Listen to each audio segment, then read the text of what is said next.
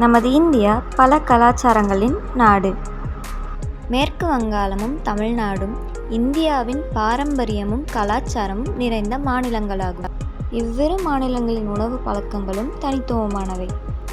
அவை அந்த மாநிலத்தின் வாழ்க்கை முறை, காலநிலை மற்றும் பாரம்பரியத்தை பிரதிபலிக்கின்றன. மேற்கு வங்காளத்தின் பாரம்பரிய உணவுகளில் அரிசி மற்றும் மீன் முக்கிய இடம் பெறுகின்றன.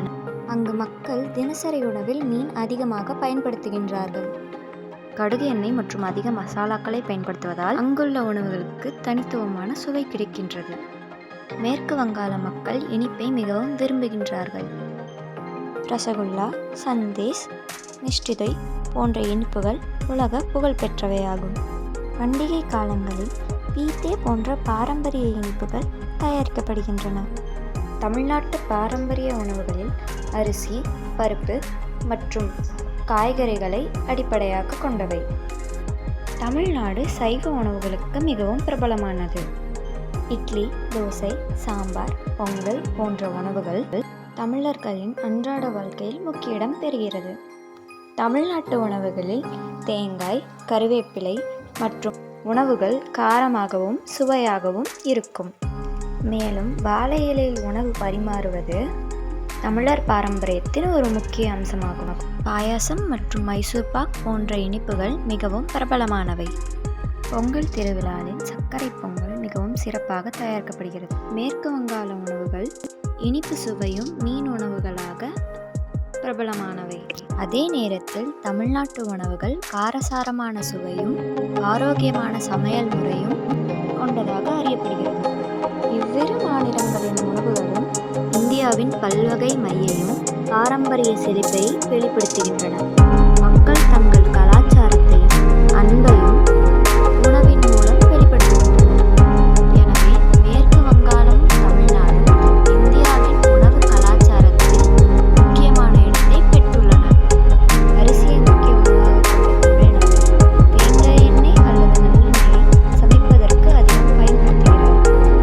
இவ்விரு மாநிலங்களும் கடற்கரை ஓரங்களில் அமைந்துள்ளன. அரிசியும் மீனும் முக்கிய உணவாக திகழ்கிறது.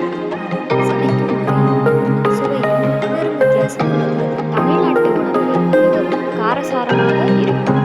அதே சமயம் மேற்கு வங்காள உணவுகள் மிதமான காரத்தையும் இனிப்பு சுவையும் கொண்டவையாகும்.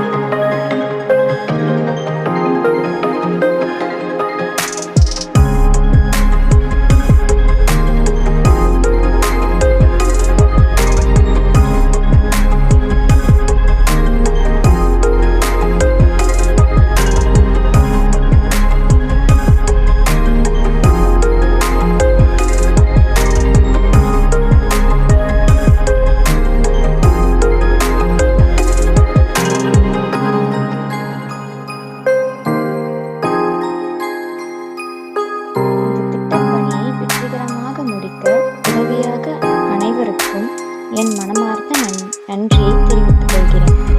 முதலில் இந்த திட்டத்தை செய்ய வாய்ப்பு அளித்த எங்கள் பள்ளி முதல்வர்களுக்கும் தேவையான வழிகாட்டுதலையும் ஆலோசனைகளையும் வழங்கிய ஆசிரியருக்கு எங்கள் நன்றி.